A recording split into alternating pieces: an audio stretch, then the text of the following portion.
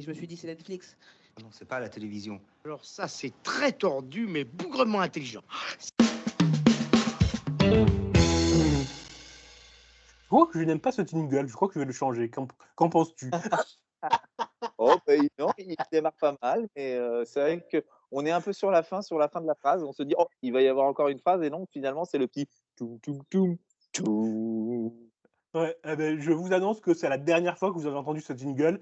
À partir de la semaine prochaine, il changera. Il m'énerve, je l'aime pas lui. Bref, parlons du problème à 3 corps. Donc c'est une série, mais c'est aussi, et j'ai envie de dire surtout un livre. Alors je vais écorcher son nom et j'en suis désolé. Je l'ai jamais entendu, j'ai fait que le lire en fait. Donc c'est Liu Cixin, je ne sais pas comment, si ça se prononce bien comme ça, mais c'est une trilogie de science-fiction qui a été adaptée par Netflix il y a peu, il y a moins d'un mois, je crois. Si mes souvenirs sont exacts, début avril, il me semble La mémoire est bonne, une série adaptée par les showrunners de Game of Thrones qui se sont attaqués à un autre monument, en tout cas de la littérature asiatique cette fois. Et j'ai envie de dire que le résultat, pour ma part, n'est pas le même que pour Game of Thrones. Ouais, ni même que pour le spin-off House of Dragon de Game of Thrones, qui est Game of Thrones, pardon, c'est dur à dire là. L'histoire, en gros, je fais l'histoire et puis tu me dis ce que tu en penses. Puis après, Allez, vas-y. je réagirai par rapport à ce que tu as dit. Bon, l'histoire, elle est simple. Hein. On va spoiler, tant pis. Mais en gros, une civilisation extraterrestre se met en route sur Terre pour nous réduire en esclavage. Ils vont mettre 400 années à arriver. Et l'histoire de la série, c'est comment on va se préparer et riposter à cet apocalypse qui est prévu. Voilà, grosso modo, en schématisant, à mort, hein, je le précise. C'est ça. Alors, tu as vu toute la série ou quelques épisodes, dis-moi? J'ai pas vu toute la série et je dois dire que c'est une des rares séries, ça m'arrive très rarement, où je commence et où vraiment je décroche. Alors je m'explique un peu. Ça arrive de plus en plus en fait sur les séries où on nous annonce par les showrunners de Game of Thrones, par les showrunners de Dark. En fait, c'est des gens qui ont fait quelque chose d'excellent et qui, pour moi, aujourd'hui, se reposent sur leur laurier et du coup, en fait, ça fait quelque chose, en mon sens, hein, attention, je dis bien, d'assez médiocre, pas abouti, pas du tout recherché au niveau de l'œuvre principale. Voilà, hein, ils avaient tout à se faire connaître avec Game of Thrones et ils ont quand même s'ils ont pris des libertés, les deux showrunners avaient réussi à faire quand même quelque chose qui était dans les premières saisons très fidèle au livre. Aujourd'hui, on s'éloigne beaucoup du livre sur le problème à 3 corps et notamment rien que sur l'intrigue principale, et ça m'énerve, mais vraiment voilà le gros show à l'américaine, quelque chose qui prend place théoriquement en tout cas dans l'univers du livre en Asie. Là, il faut que ça se passe aux États-Unis parce que les Américains, c'est les meilleurs. Donc voilà, c'est des choses qui m'agacent un peu quand on connaît l'œuvre un peu à côté. Et donc, du coup, c'est des choses qui vraiment me rebutent et me freinent dans la vision en fait, des séries. Alors ouais, donc là tu parles du livre, donc du coup je vais commencer par parler du livre aussi, je vais rebondir sur ça avant de revenir sur la série. Donc le livre, moi je suis fan, j'ai adoré le livre, la trilogie, je l'ai adoré.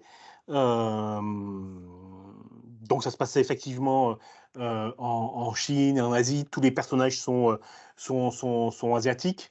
Même si l'inspecteur, moi dans le livre j'ai trouvé qu'il avait comment on dit, des réflexions d'Américains. C'est-à-dire je trouvais qu'il se comportait comme un Américain dans le livre. Je te rejoins là-dessus et c'est vrai que c'était peut-être même d'ailleurs un des seuls personnages vraiment voilà, qui avait une personnalité et un comportement un peu occidental en tout cas. Oui. Mais voilà. Et aujourd'hui, ils ont vraiment tout changé par rapport au livre, que ce soit la place de l'intrigue, les personnages. Et vraiment, ça, c'est dérangeant. Mais je te laisse continuer sur le livre. J'arrête de déverser un peu de haine. Non, tu peux, j'aime bien la haine. Pour une fois, c'est pas moi. Écoute. Voilà.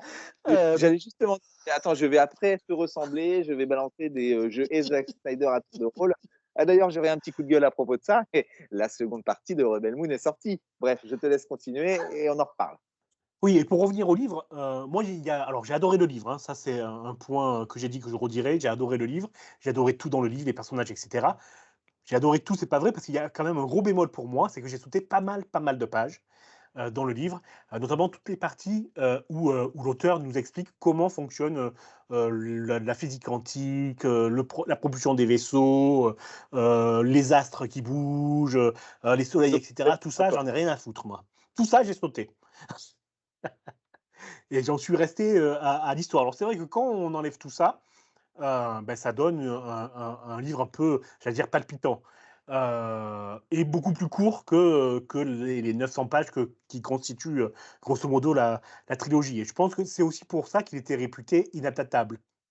Oui, Je me suis planté de mots, mais vous avez compris ce que j'ai dit. Oui, James, je t'ai coupé la parole, pardon, vas-y, dis-moi. non, mais je suis d'accord avec toi, mais c'est pour ça que moi, c'est là où j'ai du mal avec les. Aujourd'hui, si une œuvre est inadaptable ou très inadaptable, quasiment inadaptable, de par sa complexité, de par sa façon dont est racontée l'histoire, pourquoi est-ce qu'on veut à tout prix adapter ces séries? On a déjà du mal à captiver de plus en plus de lecteurs, et ben d'adapter des séries inadaptables, ça donne pas forcément l'envie aux gens d'aller lire plus loin, d'aller lire davantage. Donc voilà, moi, ça, c'est des choses qui me dérangent aujourd'hui. Quand une œuvre est dite inadaptable, eh ben, ne l'adaptons pas et laissons-la dans son état naturel et normal. Ouais. Moi, honnêtement, je pense qu'elle est adaptable en sautant toute la partie explication de la physique quantique, Là, etc. Et plutôt que là, de t'es les obligé de- tirer. ouais, dans Oui, ce cas-là, tu es obligé de renommer la série. Tu peux pas appeler la série Le problème à trois corps. Et après, faut aussi se dire que l'auteur, lui, si on lui dit on a envie d'adapter ton livre, c'est lui, il a peut-être envie que l'essence de ce qu'il a écrit se retrouve aussi à travers la série et ça se comprend. mmh. Bah, justement, j'allais y venir. J'allais dire que, à ce moment-là, il fallait pas, partir sur 4-5 saisons, mais en une saison, ça aurait pu être bien fait en simplifiant au maximum. En sachant qu'il y Oui, a une autre série qui a été, supervisée par l'auteur, cette fois-ci une série chinoise, il me oui, semble, et qui est, elle, a priori plus respectueuse de la série Netflix. Mais je l'ai pas encore vue voilà, celle-là. exactement, tout à fait. Je l'ai pas vu non plus, mais j'en ai entendu parler en me renseignant et en lisant quelques articles. Et effectivement, apparemment, la série est bien mieux adaptée et beaucoup moins américanisée, et du coup beaucoup plus fidèle à ce que l'auteur a voulu faire transparaître. Mmh. Je jette un coup d'œil par curiosité, mais comme toi, alors moi j'ai vu toute la série entière, la série de Netflix, mais j'ai triché aussi, c'est-à-dire qu'il y a certains épisodes où j'ai cliqué sur avance rapide, avance rapide, parce que il faut le dire, hein, c'est chiant comme la mort cette série. Hein. Ah Ok. oui, j'irai peut-être pas à dire jusqu'à chiant comme la mort parce que moi je te dis, j'ai regardé que 2 ou 3 épisodes et que je me suis arrêté pas parce que forcément je m'ennuyais, mais parce que vraiment j'ai été dérangé par cette place, américaine, qui n'est absolument pas, retranscrite, enfin qui n'existe pas d'ailleurs du tout, dans le livre de base et donc voilà, ça m'a un peu peiné pour l'auteur. Alors moi je le dis, hein, moi c'est l'ennui hein, qui s'est déclenché à regarder ces épisodes. Hein.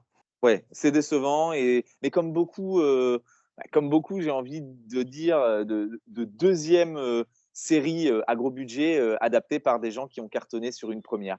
Je vais reprendre l'exemple, hein, que je disais tout à l'heure, Dark, hein, les showrunners de Dark. Si vous ne connaissez pas cette série, je vous encourage à la regarder, elle est sur Netflix.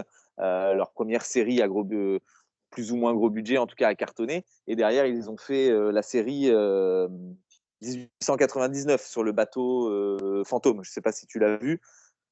Alors je refuse de la voir parce que la saison a été arrêtée, la série a été arrêtée au bout de la première saison et ce genre de série, s'il n'y a pas la fin, ça rend fou.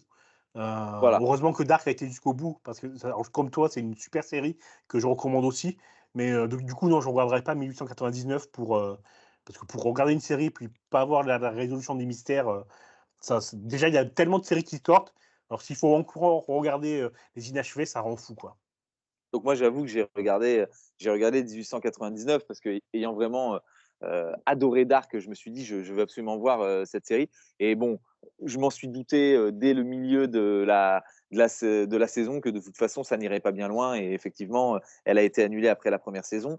Et j'ai envie de dire quelque part tant mieux parce que en fait ils reprennent plus ou moins les mêmes codes en changeant les personnages, en changeant les histoires. Et donc en fait c'est de la redondance. Et c'est ça aujourd'hui ce qui avait été reproché sur cette série, c'est que cette redondance, du coup, a été, voilà, n'a pas trouvé ses spectateurs parce qu'ils s'attendaient à quelque chose de nouveau de la part des créateurs, mais d'aussi perturbant en fait. Et voilà, en fait, on retrouve exactement la même chose, donc on n'a pas de réelle surprise. Ceci est un extrait de Et alors, toute l'actualité culturelle ou presque. Écoutez l'intégralité de l'émission disponible sur toutes les plateformes de streaming audio ou sur notre site internet lanuitdudimanche.fr.